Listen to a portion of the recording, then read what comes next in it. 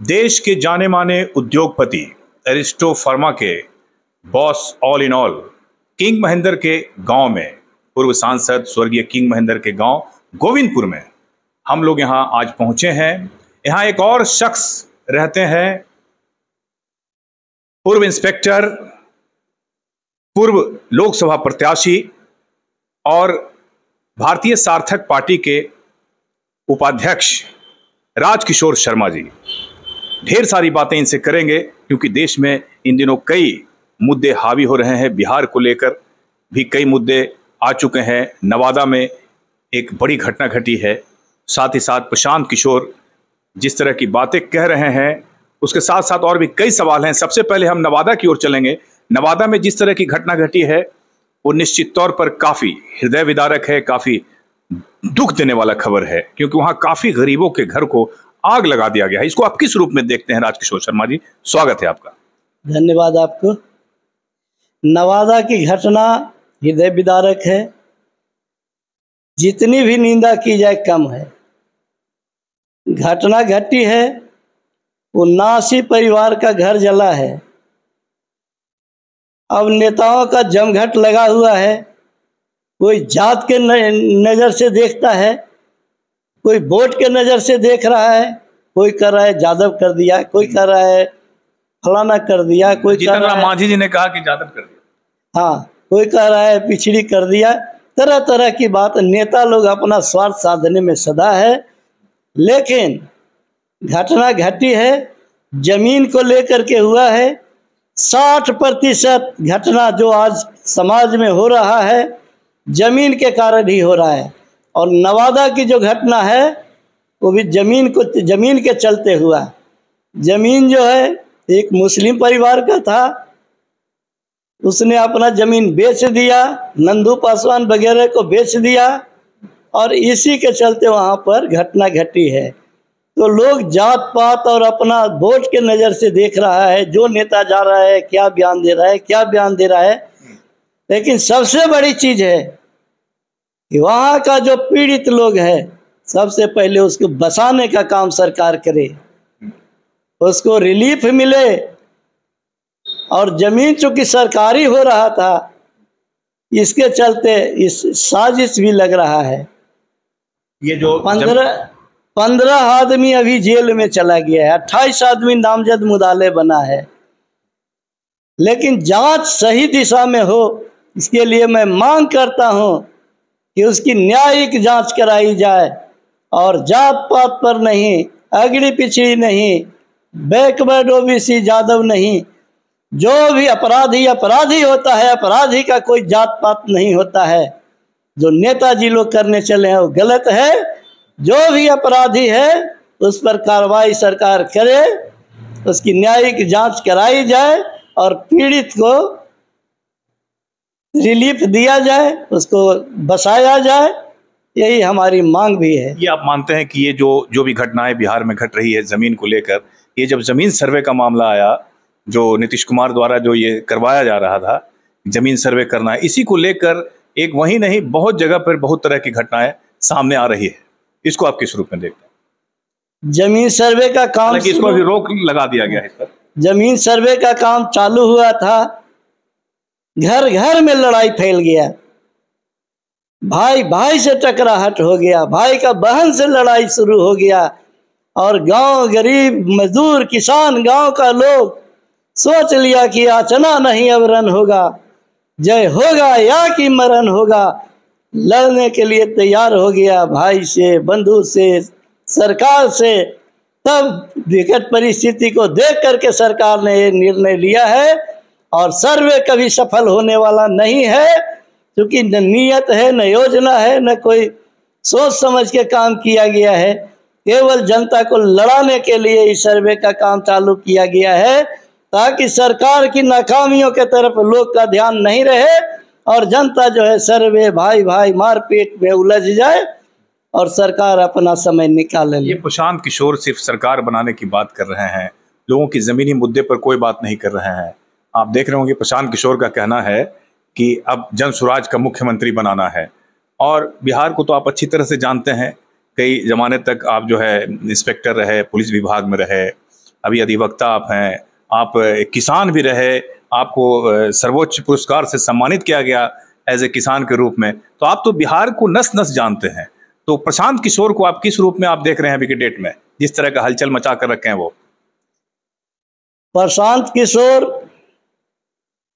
पहले एनडीए के ही party BJP और जदयू के प्रदेश उपाध्यक्ष हुआ करते थे, मंत्री थे। अब नया पार्टी खड़ा करने चले हैं, तो ये डम्मी पार्टी है, एनडीए का डम्मी पार्टी है। प्रशांत किशोर उसका मुखौटा है।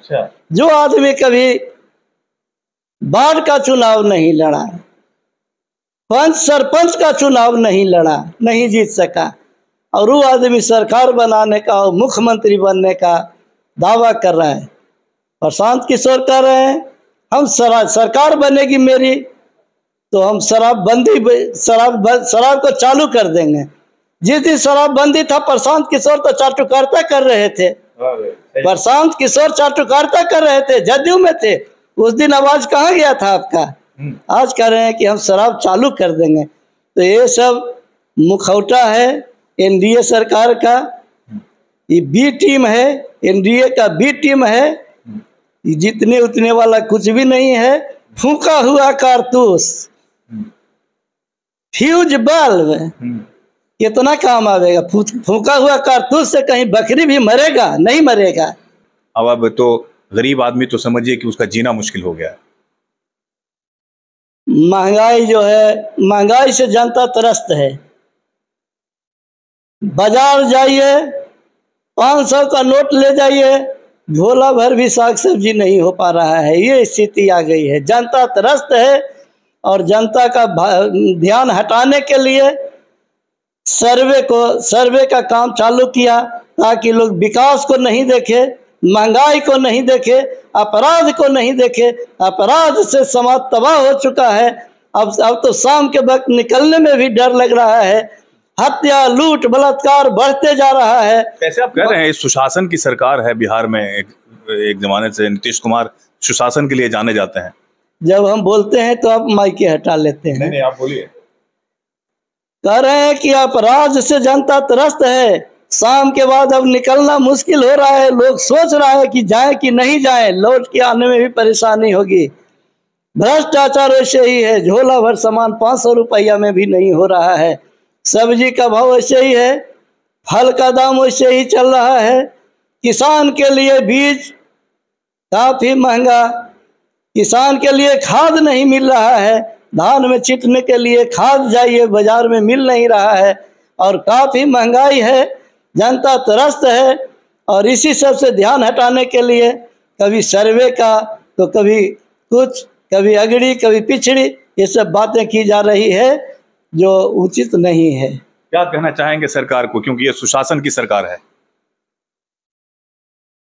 काम कीजिए, जनता को रिलीफ दीजिए, महंगाई कंट्रोल कीजिए, अपराध कंट्रोल करे सरकार, महंगाई कंट्रोल करे और गरीबों को राहत देने का काम करे। अभी जन वितरण प्रणाली में मिल रहा है चावल सड़ा हुआ मिल रहा है, लोग नहीं खा रहा है, बेच दे रहा है। स्थिति बहुत खराब है। तो इन सबको सुधार करे सरकार। अगर आपको मौका मिलता है इस तरह का मतलब सुधार करने के लिए या किसी को राय देने के लिए, जैसे नीतीश कुमार जी हो गए, नरेंद्र मोदी जी हो गए, अभी तो यही दोनों चला रहे हैं सरकार को, और आरोप सिर्फ विपक्ष पे लगाया जाता है। राहुल गांधी को जो है टारगेट किया जाता है, तेजस्वी यादव को टारगेट किया जाता है। अभी गठजोड़ की सरकार चल रही है बिहार में, और 27 दल के गठजोड़ की सरकार चल रही है केंद्र में। कुछ करने वाला नहीं है। One nation one election, one nation one election घोषित किया गया है कि कैबिनेट से पास किया गया। मैं पूछना चाहता हूं कि वन नेशन फॉर पेंशन, इसको क्यों नहीं रोकते हैं? एमएलए का अलग पेंशन, एमपी का अलग पेंशन, मंत्री बन गए तो अलग पेंशन। आप 4-4 पेंशन ले रहे हैं, तो उससे देश पर बोझ नहीं पड़ रहा है? जब वन नेशन वन इलेक्शन लागू कर रहे हैं, कैबिनेट से पास किया, तो वन नेशन वन पेंशन, कर्मचारियों के लिए भी यही नियम लागू हो। ओपीएस, यूपीएस, बीपीएस, 3 तरह का पेंशन कर्मचारी के लिए चल रहा है। 3 तरह के कर्मचारी को 3 भाग में बांट दिया। कर्मचारी के लिए भी एक ही नियम होना चाहिए, सबको पेंशन लागू करो, सबको पेंशन दीजिए। और लोकसभा सदस्य, विधानसभा सदस्य 3-3 पेंशन उठा रहा है। ये कोई भी बोलने वाला लोकसभा में नहीं है कि 3 पेंशन क्यों ले रहे हैं। तो वन नेशन वन इलेक्शन हम उसका सपोर्ट करते हैं, लेकिन मांग करते हैं कि वन नेशन वन पेंशन लागू करो। कर्मचारियों के लिए भी वन नेशन वन पेंशन, और सरकार में बैठे मुजाहिदों के लिए, आकाओं के लिए, सबके लिए वन नेशन वन पेंशन लागू करो। देश में चुनाव हुआ, 98% करोड़पति जीत के गया। गरीब के बारे में वहां कोई बोलने वाला नहीं है। 2% लोग किसी तरह से पहुंच गए, उनकी आवाज उठा नहीं रहे हैं, उनकी आवाज को दबा दिया जाता है। तो मैं मांग करूंगा कि गरीबों के हितों पर विचार करें। आदरणीय प्रधानमंत्री जी नरेंद्र मोदी जी का लंबा लंबा भाषण आता है, हम लोग सुनते हैं।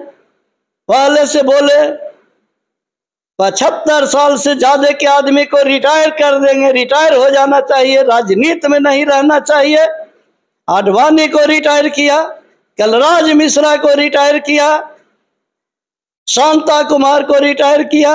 आपका भी तो पूरा हो चुका है 75 साल श्रीमान जी।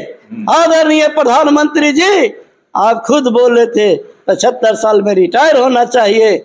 मैं आपसे हाथ जोड़ करके आग्रह करूंगा कि आप अपने वचन पर काबिज होइए, क्योंकि पहले भी आप धोखा दे चुके। 15 लाख देंगे, 15 लाख देंगे, हर खाता में देंगे। जनता का विश्वास आपके प्रति नहीं रहा है, इस बार तो आप खर्रा उतरिए। चलिए, बहुत बहुत धन्यवाद आपका। राजकिशोर सर हमारे साथ थे। वन नेशन वन इलेक्शन के पक्षधर हैं, लेकिन वन इलेक्शन वन नेशन के साथ साथ वन पेंशन के भी ये पक्षधर हैं। प्रशांत किशोर को जमकर लताड़ रहे हैं। उनका कहना है कि ये जो है एनडीए के लिए काम कर रहे हैं, और साथ ही साथ नवादा में जो घटना घटी है उसके लिए इंसाफ की मांग कर रहे हैं। तमाम दोषियों को जेल के सलाखों के पीछे भेजने की बात कर रहे हैं। बहुत सारी बातें आपने सुनी। गोविंदपुर में हम मौजूद हैं। राजकिशोर शर्मा सर जो हमारे बीच अधिवक्ता हैं, पूर्व लोकसभा प्रत्याशी हैं, पूर्व इंस्पेक्टर हैं और एक सामाजिक कार्यकर्ता भी हैं। इजाज़त दीजिए, अगली बार दूसरी शख्सियत से आपकी मुलाकात करवाएंगे। चैनल को देखते रहिए, लाइक कीजिए, शेयर कीजिए, सब्सक्राइब जरूर कीजिए। नमस्कार।